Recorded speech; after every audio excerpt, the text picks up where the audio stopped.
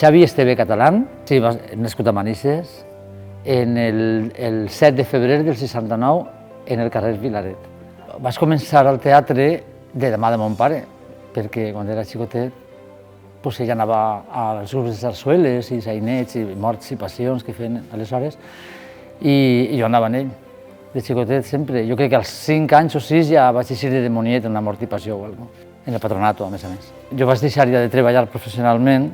De fet, quan vaig muntar el Cafè Teatre, a Manises, jo encara estava treballant en el Circo Perlín Pimpín. Era l'última companyia a la que vaig estar treballant, però no podia portar el Cafè Teatre i anar a fer bolos per ahí. Però ja tenia que deixar algú encarregat del cafè uns dies i tot vaig decidir que m'ho deixava ja del tot. I va ser l'última companyia professionalment que vaig treballar. És una sorpresa molt gran, perquè jo no m'esperava que me tocara a mi això. I mira que havia vingut a veure alguns reconeixements, a mon pare i algunes persones més, però clar, com me va cridar Jesús Borràs per telèfon, me va sonar el telèfon i vaig veure un número que no era spam. I dic, no soc agarrar números que no conec, però dic, vale, no me marca spam. I dic, hola, soc Jesús Borràs. I jo vaig pensar, l'alcalde? A mi no m'ha cridat ningú alcalde mai a casa. I dic, ostres, que he fet algo? Dec algo, el IBI o algo? És el primer que vaig pensar. I li dic, Jesús, passa algo? I em diu, no te preocupes, Xavi, que no passa res, que és algo bo. I em va contar això. I me vaig quedar molt sorprès. De sobte me vaig donar compte de l'edat que tenia, perquè vaig pensar en un segon, però aquestes coses ho fan a persones majors. I vaig pensar, clar, tu ja no eres un xiquet, clar. I me va alegrar, me va sorprendre, primerament, me va alegrar molt, estic superagraït, i me va sorprendre molt, perquè no m'ho esperava, clar.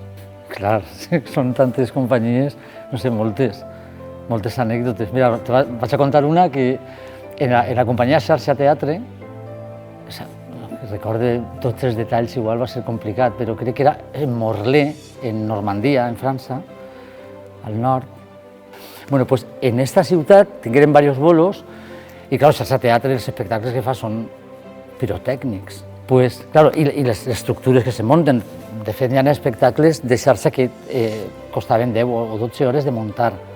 Pues en aquesta ciutat, en Morlaix, teníem uns espectacles de xarxa, al final era una cosa molt màgica. Venia des de un muntó de metres en una plaça enorme cap al final on acabàvem, en aquest cas era l'Ajuntament de Morlaix, allà acabava l'espectacle en un foc, en la façana que havíem preparat i tal.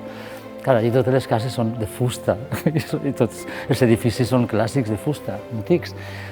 El final, que és màgic, és fantàstic, on veu un coet d'allà lluny i venia d'un viaducte que n'hi havia per allà davant, i de nit, naturalment, i venia un foc i explotava contra la façana i s'encenia la façana completa i tal.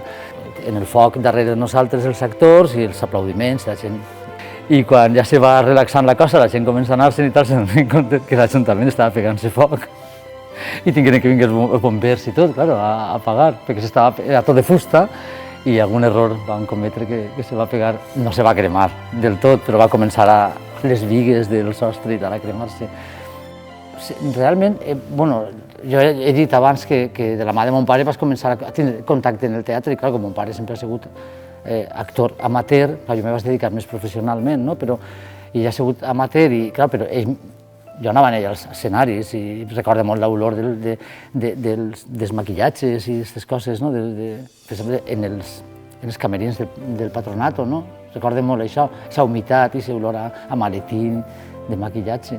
I, clar, realment, per mon pare, jo vaig començar aquest procés, però estava pensant molt en una persona, aquests dies pensava en una persona de la meva família, que no ha estat mai a l'escenari, que alguna vegada m'ha dit, ai, a mi m'hauria agradat, com tu, que anaves en el papà i tal, la meva germana, Amparo, i tot i que ella no ha estat en els escenaris, bueno, sí, ara toca en la banda de música, toca el saxo i està en els escenaris, però no és el mateix que el teatre, naturalment.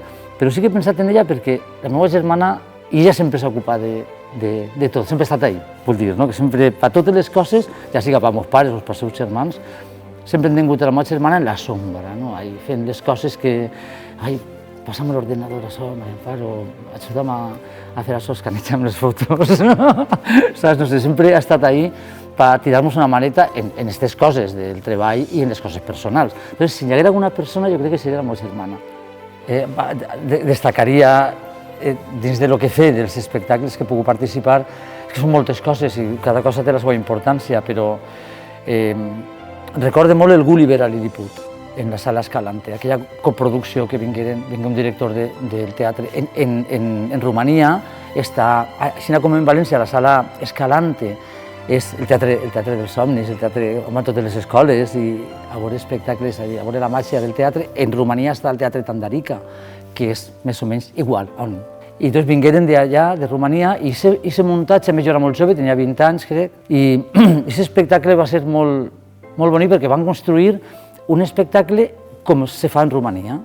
Era titelles, actors, era musical, un teatre musical, però en titelles, no? I en manipuladors de titelles presents, que actuen en les titelles, que no estan de negre, ni estan amagats, ni res, no? O sigui, que interactuaven. Llavors, van construir tot. Les titelles les construïrem en la direcció de la gent que venia d'allà, i van construir tot. Jo vaig participar, perquè jo també he fet escenografies, he construït coses, i algunes titelles, algunes de les que jo vaig manipular, les vaig construir jo també, no? Vaig a supervisió de Liviu Berejoy, en aquest cas, que era el director en Parc Claramunt.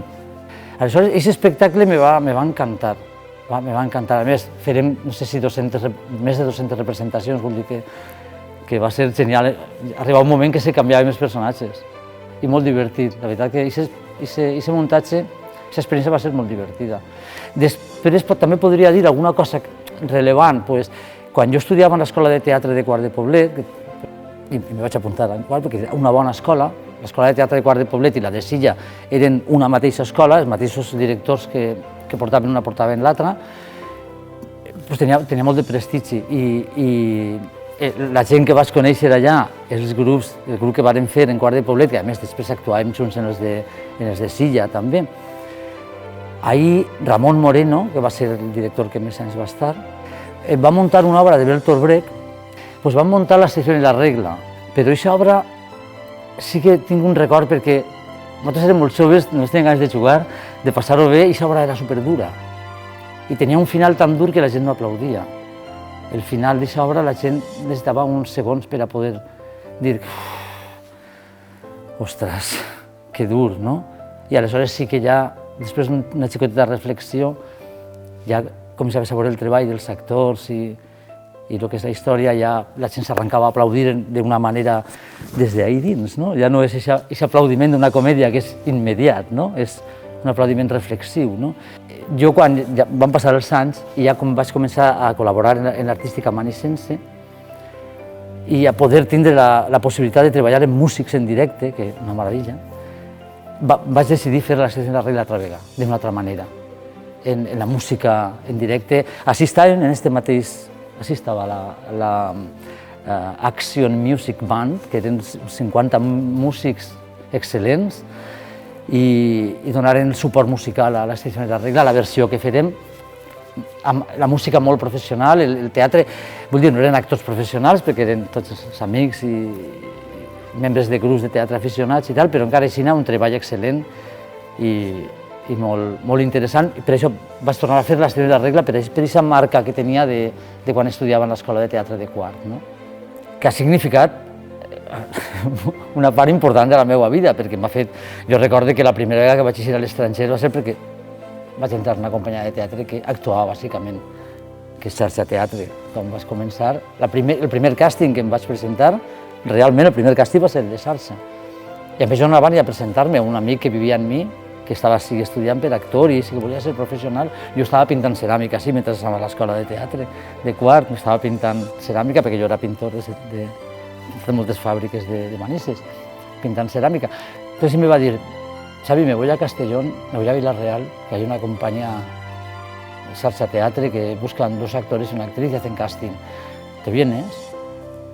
No havia pensat encara dedicar-me professionalment al teatre. I li vaig dir que sí, se n'anarem els 2. Farem les proves i els 2 xics érem ell i jo, ens agafaren els 2. Aleshores, després ell, per circumstàncies, va renunciar i van tindre que agarrar un altre, però jo sé que me vaig quedar. I l'altra xica, una xica de Villena també, I ahir, clar, va ser la primera vegada que jo vaig eixir a l'estranger. Però per a mi el teatre ha sigut llibertat, també, no? Llibertat, poder viatjar, poder conèixer altres persones d'altres cultures i expandir una miqueta més la ment i a formar part de la meva vida. Clar, el teatre ha sigut aquest impuls per a créixer un poc més, no? No sé, jo disfruto sempre, no sabria dir que més o que menys, perquè jo tinc un caràcter que tinc molts treballs en la meva vida, alguns són artístics, altres com ara no són artístics, no? Ara estic treballant, un treball d'obrer, però jo disfruto moltíssim, o sigui, disfruto igual portant una excavadora que està dalt d'un teatre o que saludar 14 vegades en la catedral de Lyon, per exemple, als francesos emocionats, que us recordo i m'emociona jo també, no? Vull dir que és que realment tinc la sort, puc dir que tinc la sort que m'encanta treballar, però no en el que m'agrada, sinó en el que estic treballant en aquest moment, no? Qualsevol cosa.